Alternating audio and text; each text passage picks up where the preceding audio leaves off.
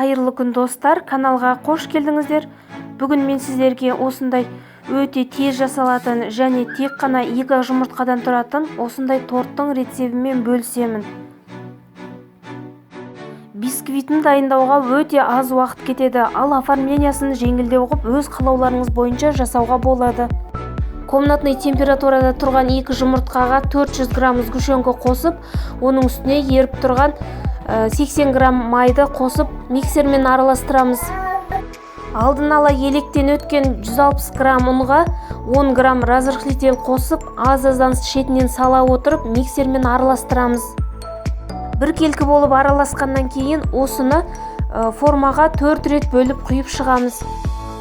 Әрбір коржды 180 градуста 6-7 минуттай пісіріп аламыз. Суыған бисквитті пышақтың көмегімен шетін ала отырып формадан босатып аламыз. Енді кремін дайындаймыз. 250 грамм творожный сырға 100 грамм сахарный пудра қосып, біркелкі болғанша араластырып, оның үстіне 500 грамм сливки қосып араластырамыз. Миксердің ең аз жылдамдығынан бастап крем қоюланғанша көбейтіп отырамыз. Крем қоюланған кезде миксерді бірден өшіреміз. Ары қарай миксерлесек, біздің креміміз ары қарай іріп кетуі мүмкін. Енді корждарды осылай жинаймыз. Осылай кольцоға салып жинасақ, біздің тортымыз түзу әдемі болып шығады. Енді обтяжканың кремін дайындаймыз. Обтяжка ол сыртын қаптау.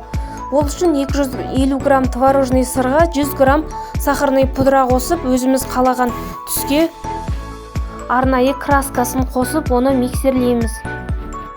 Краска қосып, оны ары қарай миксерлей отырып, өзіміз қалаған түсті шығарып аламыз.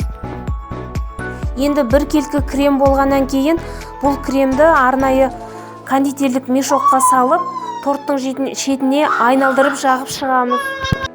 Крем жағып болғаннан кейін шпательдің көмегімен оны тегістейміз. Алдын ала дайындалған заттардың көмегімен тортымыздың бетін әсемдейміз.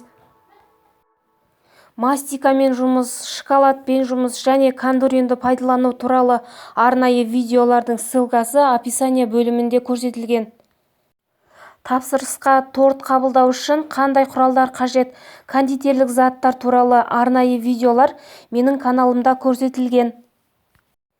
Жаңа рецептерді өткізіп алмас үшін каналға тіркеліп, қоңыраушаны басып қой.